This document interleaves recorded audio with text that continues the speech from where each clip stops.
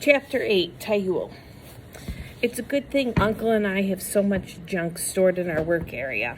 That makes it easier to keep the little tree hidden. Uncle often brings home broken pieces of machinery, old tools, other odds and ends he finds at work. Uncle's business is a print shop. He does mainly advertisements, flyers, signs, things like that. Most of his customers are Japanese. He says that's because Japanese control the banking systems. Koreans can't get loans. When a Korean business fails, it has to be sold, nearly always to a Japanese buyer. Uncle is polite to almost everyone, but I can tell he wishes he had more Korean customers. Every day after school, I stop by Uncle's shop, hoping he'll need help. I tie up flyers with twine and make deliveries to customers, even just watch while he works. Used to be, he wouldn't let me stay. He'd send me home to study. But on my bicycle, I get to his shop really fast, lots faster than walking. I told him how much time the bike saves me, and then I can spend the extra time in his shop. He laughed at me, but now he sometimes lets me stay a while. My favorite times are when he runs the press. I help with setting the type, inking, making sure the paper runs through it like it's supposed to. I love the sound of the press when it's running, a steady rhythm, and seeing the printed pages come out at the end, the ink all wet and shiny. Even better when the press breaks down. Now I want Uncle to have trouble with it, but it's an old press and has a lot of problems. I like helping him work out what's wrong with then finding a way to fix it. Dinner time, a month or so after business with rows of Sharon trees. Uncle's excited about something. I wonder if he'll talk about it after the meal. Millet again. But at least there are beans and hot sauce to go with it. Uncle does talk to Jui after the meal. I sit back and listen. I had a visitor at the shop today, Uncle says. Lim. We did some talking. I wonder who Lim is. Abdul doesn't ask. He must know already. Lim thinks it'd be a good idea for me to expand my business, Uncle continues, to encourage customers with deeper pockets. Abjui says nothing and just raises his eyebrows a little. I think I'm going to take that advice, Uncle says. It's been slow lately, and certainly some customers can afford to pay well.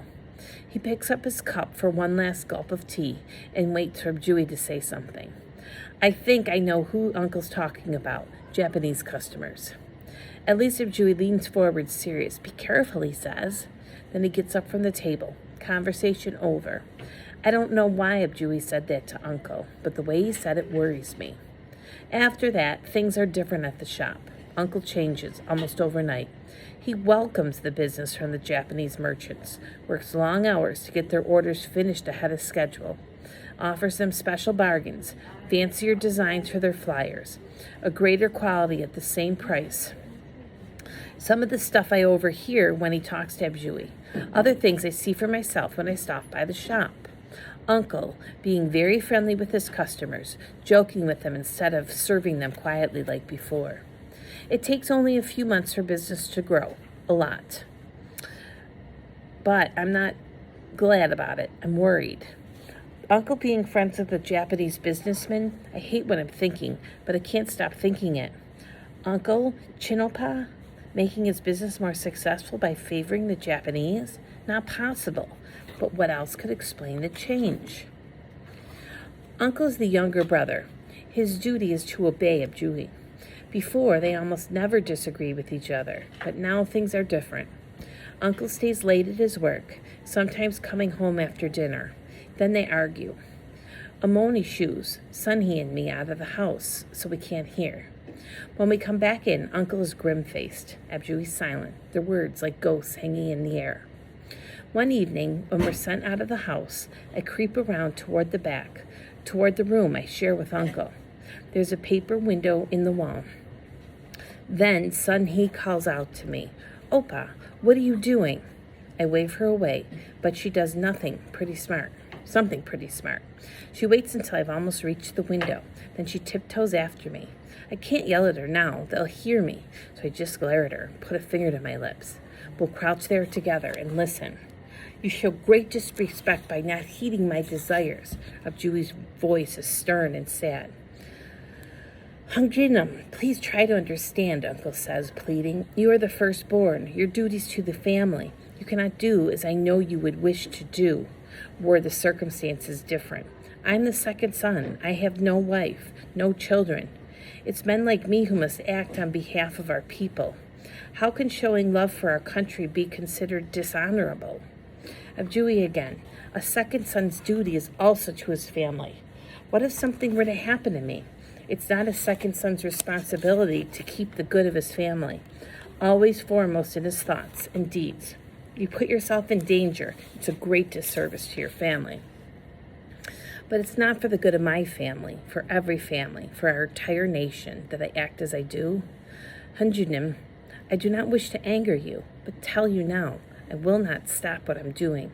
If it's your wish, I will leave the house so your orders will not disobeyed in your sight. That's all I can offer. Silence. Sunhee looks at me, her eyes wide. But at least she knows not to talk. I can hardly believe it myself, but I know why Uncle said it. Saving face. Abjui's face. If Uncle doesn't listen to Abjui, his older brother, it makes Abjui look bad. With Uncle living somewhere else, Abjui wouldn't know what's going on, so he wouldn't be as responsible. I hold my breath, waiting to hear what Abjui says. We hear the sounds of the paper door sliding open. One of them is leaving the room. Which one? Then Abjui's voice said, "This is your home." The door slides shut again. That's it. Argument over. I still don't understand, but I know Uncle will stay. I tiptoe away from the house. Sunhee follows me. Any minute now, she'll start asking questions. We reach the back garden right away, and she says, "What's Uncle doing?" that Abjui wants him to stop. I shake my head. I'm not sure, but it must be dangerous somehow, or Abjui wouldn't be worried. He has his hands on her hips, glaring at me. Are you telling the truth? Or are you saying that because you think I won't understand? I'm trying to figure things out. I don't have time to answer a million of her questions. I take a deep breath, hold it for a moment, and then let it out. No, Sunhee, really, I don't know. But at the end there, Abjui sort of said it was all right for Uncle to keep doing what he was doing. I don't know what that is, honest. She looks doubtful for a moment longer and then nods. Maybe you and I could figure out what it is. Maybe we could help. I've got the same idea about myself anyway. She's only a girl. How could she help? But right now I have to get rid of her so I can think. Good idea, Sunhee. You come up with a plan and I will too. And we'll get together and talk things over, okay? You be sure to tell me if you ever find out anything. Her eyes bright. Yes, Opa. She goes back into the house. Good. Being nice to her worked. I go to the workshop area, pick up a rag, and begin polishing my bicycle. My hands are moving by themselves, my thoughts on Uncle. Uncle becoming Chinilpa. That's what worries Abjuli. The Chinilpa do everything they can to please the Japanese. Patriotic Koreans, those who work for independence from Japan, hate the Chinilpa. Sometimes the patriots wreck shops and homes. There are rumors that the Chinilpa get beaten, even killed. Abjui's face always goes dark when he hears those rumors. Koreans killing Koreans, he once said. It's worse than anything the Japanese can do to us. Maybe that's why they argue. Abjui's worried about Uncle. It makes sense. But then I think about Uncle telling us those old Korean stories and how he hates having to use a Japanese name. How he'd show us the Korean flag and what he just said now about our country. There's no way he could be Chinilpa. I'm also certain about that. Almost.